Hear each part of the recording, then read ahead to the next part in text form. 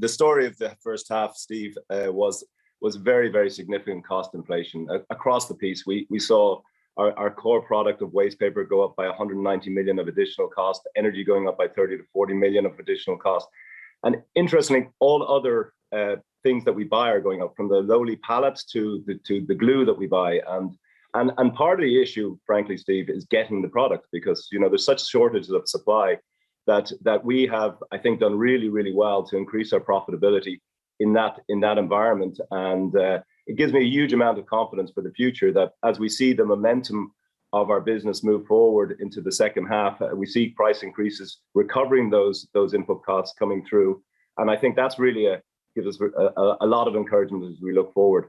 Tony, so that is the story of the first half. Really. Sure, you've got Philip Lane on speed dial from his time at the Bank of Ireland. Are you telling him he's got his policy wrong then?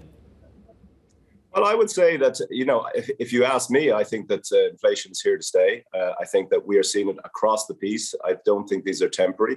I said that in the first quarter. I said that at the end of the year last year, that we're seeing these input costs coming through. There are supply shortages. There are labor shortages. I mean, pre-pandemic, if you go back to early 2019, we were already seeing a tightness in the labor market. So with all the other stuff that's happening with people being furloughed and staying at home, the shortage of truck drivers, I mean, it's incredible to see some of the dislocations that we're seeing across the world, whether that's Texas, Mexico, Eastern Europe, or indeed in the UK where you're based. I mean, it's actually incredible. We've never seen anything like the shortages that we're experiencing right now. Tony, we've had so-called Freedom Day here in the UK. The United States would argue that they're pretty much back to business in spite of obviously shifting requirements around wearing masks. Can we draw any early conclusions about what this reopening means for packaging demand, given that I presume there'll be more people buying stuff in bricks and mortar stores rather than having it delivered? Yeah, I think we have to expect that, the 14% growth that we saw in the second half, which was against, obviously an easy comparison last year. But I think if you go back to 2019, our volumes in the first half were 9% above 2019. So that just shows, I think, the fundamental nature of our business has changed very significantly. We're in sustainable packaging, Jeff. We're in e-commerce packaging, but none of that is going away. I mean, you saw the numbers yesterday from Microsoft and Alphabet and all these companies.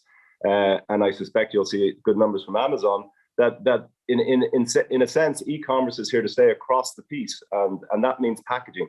I think if you look at what's happening with regard to the stimulus packages, which have not even started yet, I think that's going to be a very strong consumer-led demand situation for the world, especially in the United States if they get it through the Congress. A lot of the workers that will be doing the work on the infrastructure will be Latin American workers, and that obviously is going to benefit the Latin American economies as those people send their money home. So I think, assuming nothing bad happens with another variant, the outlook is very rosy. But of course, that has implications with regard to inflation, as Steve is just saying. I mean, we are seeing incredible tightnesses, whether it's containers across the sea, which have quadrupled in price, or whether it's the lack of people. And that has its implications for us as we go forward and as we push prices upwards.